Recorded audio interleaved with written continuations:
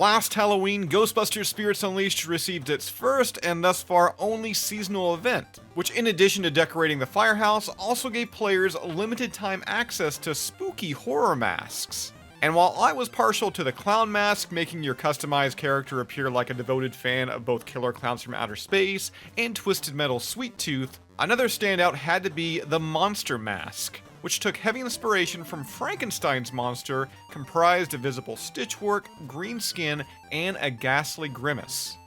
Artist Jay Doherty, the talent behind the previously featured Slimer design that I heralded as the best the character has ever looked, is back, sharing more behind-the-scenes concepts, this time for that monster mask that would have made your character look as if it leaped right off the Universal Studios lot. And looking at some of these images here, while some details they did remain the same, retaining some facial features, among the highlights including visibly crooked teeth and the dominant brow lines, the top of the head was drastically altered, with the concept showing a square design. There's also straggly brown hair, a richer green skin color, and bolts used instead of stitching. Given that Frankenstein's monster it is considered public domain, we're unsure what caused the redesign. Ilphonic, they may have gotten cold feet, worried that the appearance may infringe on a recent legally binding take from another game or film studio. But more than likely, we chalk it up with the mask needing to fit in and be compatible with other customization options, with that square head likely clipping through other objects, namely the ecto goggles. Doherty also shared a few more early concepts, with some appearing a bit further along than others.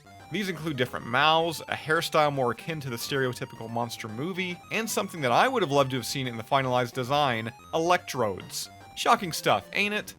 Now for more concepts of this monster mask, be sure to check out Doherty's new ArtStation post. We got a link to it down below in the description. And I should make note here that throughout the years, Frankenstein's monster has made sparse appearances within the Ghostbusters franchise. This has included the Real Ghostbusters animated series, an easily missed nod in IDW's comics, and as most well known, a Kenner action figure. If you're in the mood for more behind-the-scenes content surrounding Ghostbusters Spirits Unleashed, earlier this week I had the opportunity to sit down with Ilphonic Chief Creative Officer Jared Garrettson and Design Director Jordan Mathewson to talk about the game's development, recent DLC, and what additions players can expect later this year. And you know we got a link to that interview down below again in this video's description.